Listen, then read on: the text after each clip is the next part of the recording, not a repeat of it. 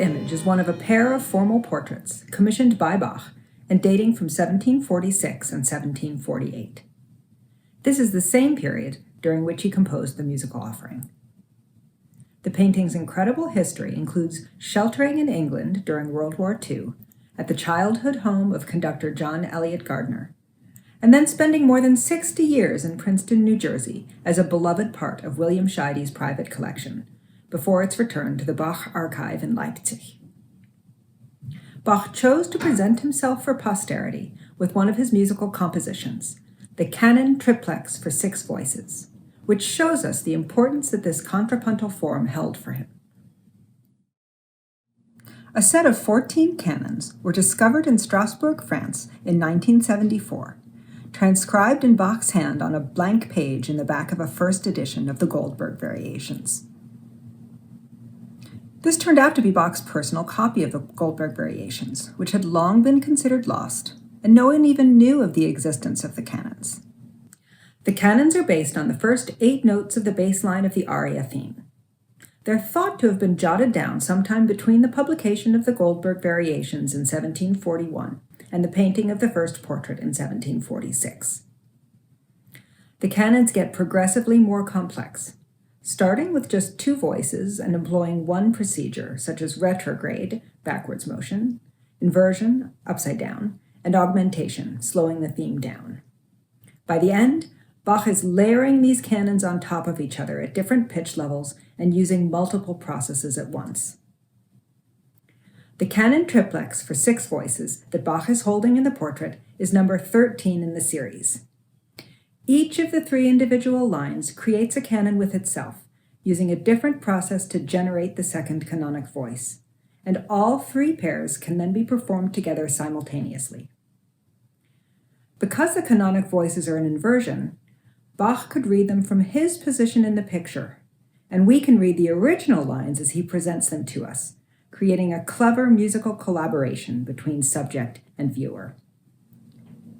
In episode 1, we heard 6 of the canons from the musical offering, then 2 more in episode 2, and now we'll explore the final 2. The canon a quattro is the only canon for 4 voices in the musical offering. It belongs in the category of canonic elaborations, in which the king's theme itself is subjected to canonic imitation. This canon is printed with the canon a due that appears above it at the end of the ricercar assai, likely for the sake of efficiency, to make use of the empty staves on the page. The Latin words that appear beside canon a due mean "seek and you shall find."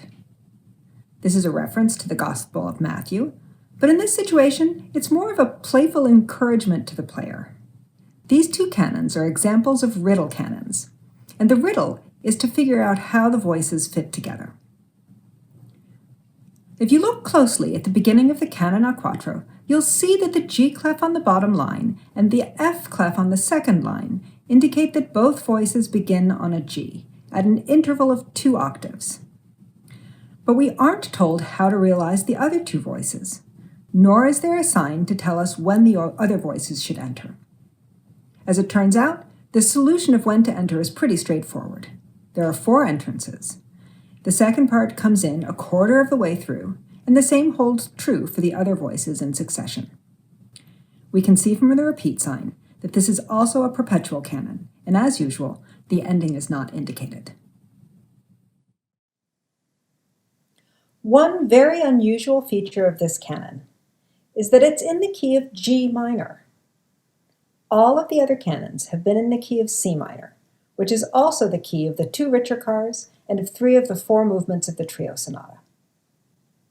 I suspect that the reason for this transposition has to do with the range, which between the voices spans more than 4 octaves, from a C below the staff in bass clef to a D above the staff in treble.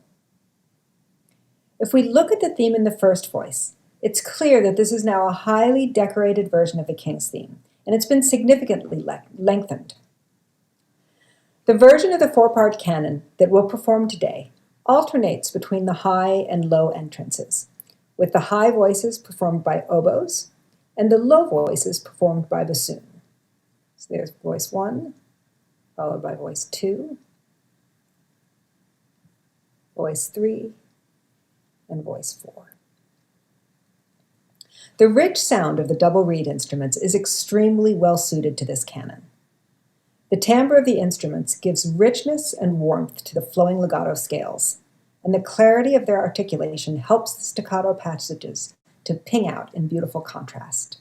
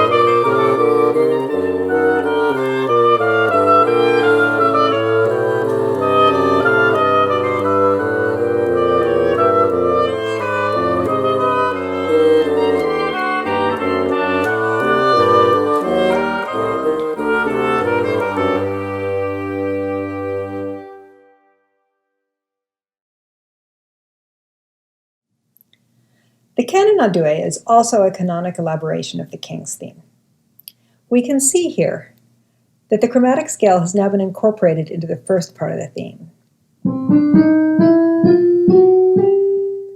First, the melody creeps up, and then it inches back down, and so on. This opening is followed by an accompaniment in running eighth notes. So what information does Bach give us for solving the riddle of this canon? We know that there are two voices from the title. And we can see from the clefs that the first voice, reading alto clef, starts on middle C and reads normally, while the second voice is an inverted bass clef, meaning that it'll play the theme starting on a D and moving down instead of up. This is another example of a mirror canon, whose second part can be read by looking at the reflection of the first part. There are several ways that this canon can be performed, and we'll demonstrate two of the possible solutions. In version A, the second voice comes in after the interval of 2.5 measures. You can see nicely here how the first voice goes up and the second voice goes down. The canon ends after several repeats when the first voice comes to the end of the king's theme here. This canon will be performed by viola and bass.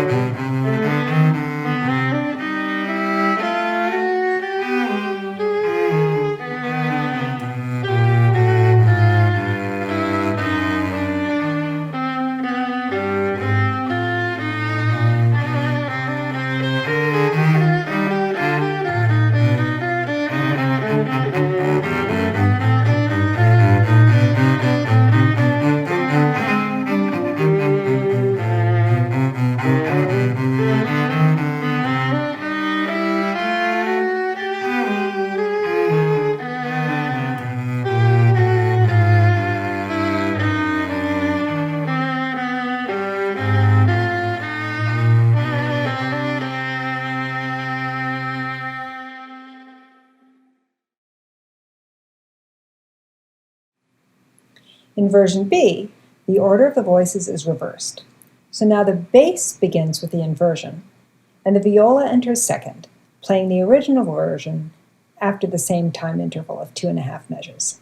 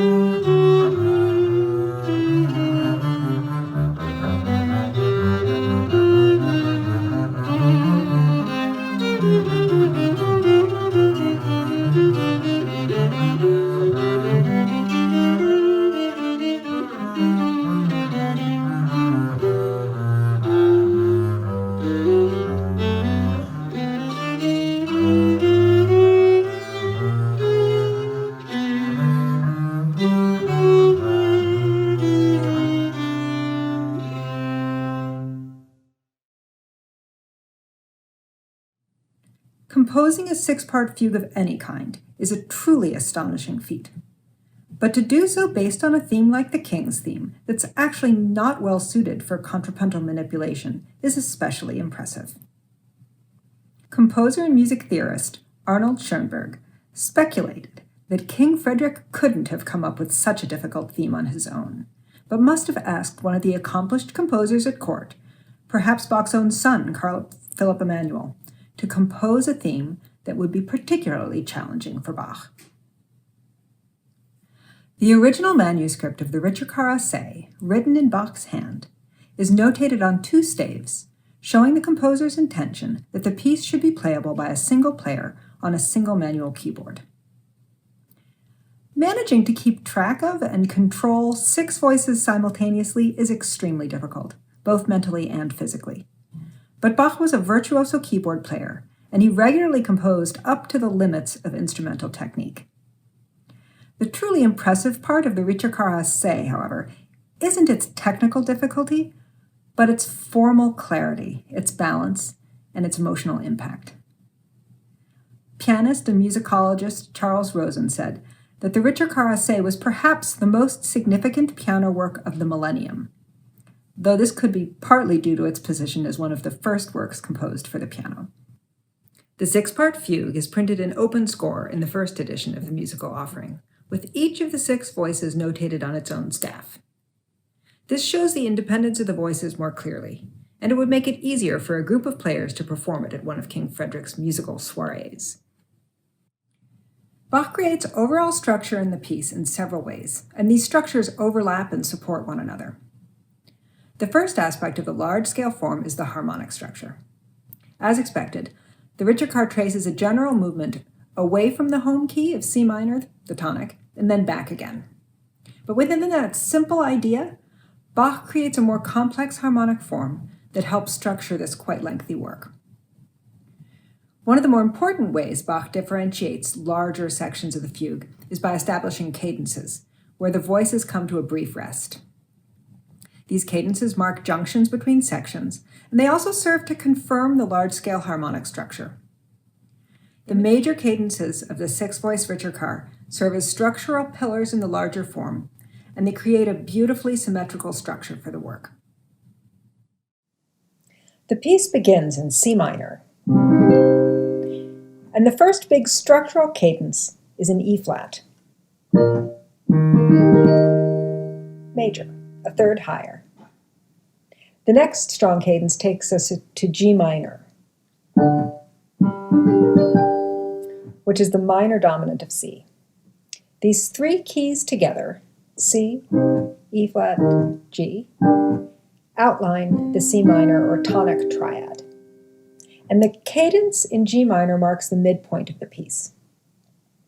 The switch from minor mode to major mode and back again also provides a nice contrast. Bach then modulates to F minor, the subdominant, and uses that as the starting point for the return to C minor. From F minor, the next big cadence is on A flat major.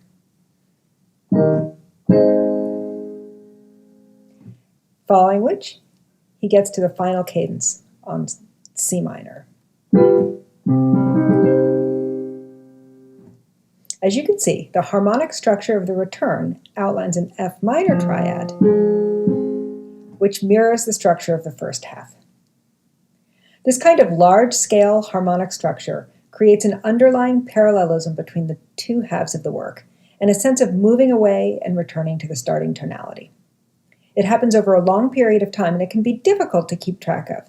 But I think we experience and respond to this large harmonic structure, even if we can't actively follow or explain it. The second way Bach creates structure is through his development of the thematic material. Bach organizes the themes of this fugue in a very unique way.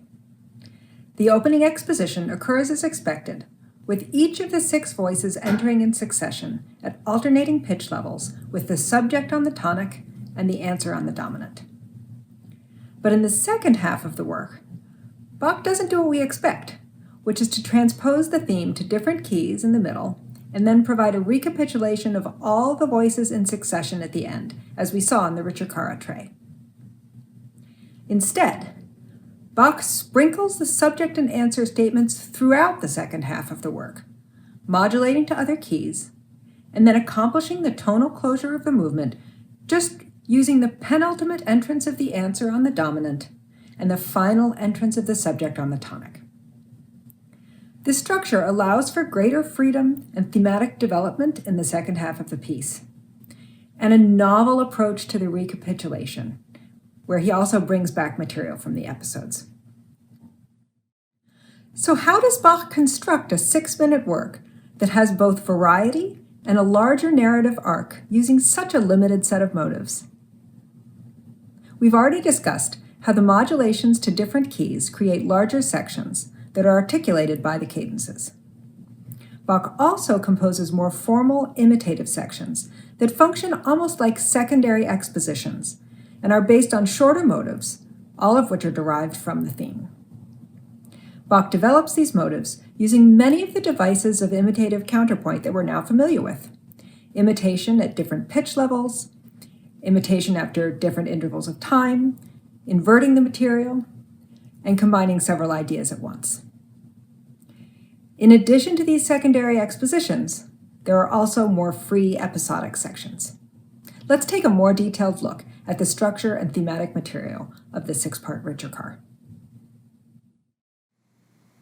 This graph can give us a little bit more perspective on how the piece is constructed. You can see the 6 parts are divided by violin 1, violin 2, viola 1, viola 2, and cello 1 and cello 2.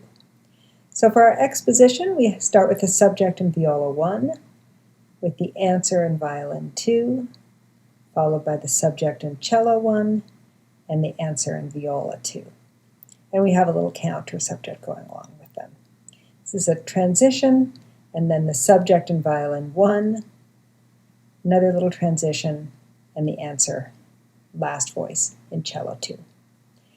And that is followed by a long episode.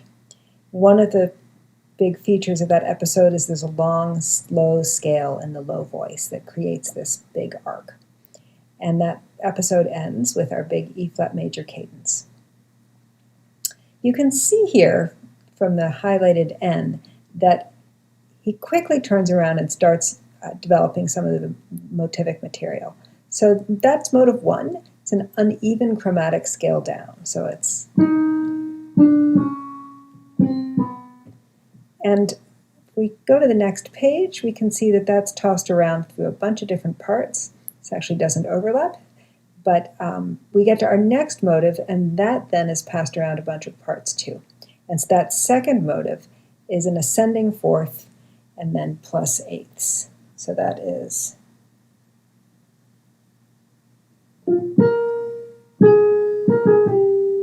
that little figure. So far it's been sort of simple. We've had one piece of material that gets tossed around and then a second one. Here we have our answer in cello 1 on G, and that brings us to the G minor cadence, the end of our first big section, or the first half really. Now it gets more complicated. You can see already here in the first measure there are 3 different pieces of motivic material. So let's see what those 3 are. There's another chromatic scale down. This one is more steady half notes. So that kind of a speed. And there's a diatonic scale up. And then motive 5, there's a diatonic scale down in eighth notes. So those are the 3 pieces of material that get tossed around. And you can see there's kind of a repeating pattern from one motive to the next that gets shared and imitated between the voices. So it's getting more complicated, and the motives are getting longer. And in this section then we have viola 1 with the subject on F, and then another set of material starts being used in the same kind of imitative process. So let's see what those 2 are. We have motive 6, which is the subject triad but an inversion. So if you remember, the subject began, and now it's been turned upside down. And it also comes in a quicker form in diminution. Motive 7 is longer scales up and down. So for example, and then going back up as well. So if we see how he works with that material, the 2 of them happen simultaneously for a while, and then when violin 1 enters with the answer on E flat, it's really a lot of scales, and that happens for a while. A little bit of old material coming in. And then the subject, viola 2 on B flat. And this is followed by another episode, not as long as the first one, but still featuring these long scales in the lowest voice, and cadence on A flat major. So there's a real parallel between the first half and the second half. After the cadence, we have sweet little pairs of voices. Happens a couple of times. And then the answer in violin 2 starting on G. And now we have our final set of imitation using motives. So our last motive, motive 8, is a leaping fourth motive that's derived from the end of the theme. And that's happening in conjunction with these big, slow chromatic descents. And then we have our final subject on C in the lowest voice and our cadence in C minor to finish the piece. So that's the basic map of the piece. One other way Bach creates a cohesive structure is through varying the level of energy and momentum in the music. He generates energy through a quickening of the rhythmic values, by adding more voices to the texture, and through the use of stretto, where imitative entrances occur more quickly and overlap one another. If we scan through this last section of the exposition, we can see that there's a good bit of eighth note motion. Here's the fifth entrance.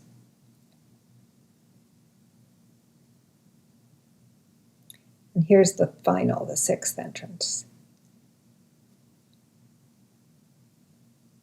When we get to the episode that begins here in measure 57, we can see that there's a lot less eighth note motion, and this gives us a more languorous feel. Bach starts these slow ascending whole notes in the lowest voices with suspensions in the upper parts, and this slower motion creates the feeling of a more expansive vista.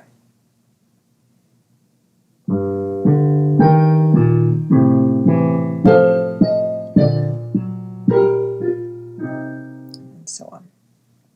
Each of the large sections begins with a similar reduction in the number of voices, which allows for another build. In the secondary exposition at measure 78, here letter A after the cadence in E flat, Bach again leaves out several voices, allowing the music to relax.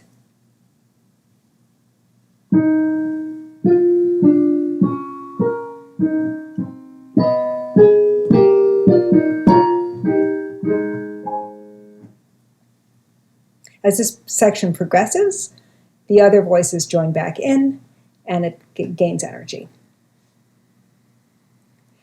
This process happens again after the G minor cadence, and to an even greater extent during the next section, where the highest voice plays the theme.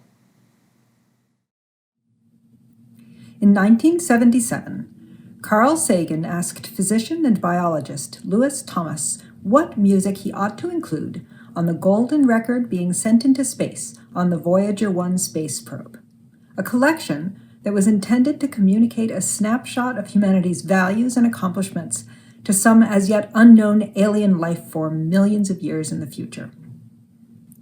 Thomas responded, "The complete works of Bach," but that would be bragging. Although it didn't make it into space, this Ricercar is a marvelous example of the combined expression of thought, form, and feeling in a single beautiful piece of music. I hope you enjoy our performance of the Ricercar arranged for string sextet, 2 violins, 2 violas, and 2 cellos.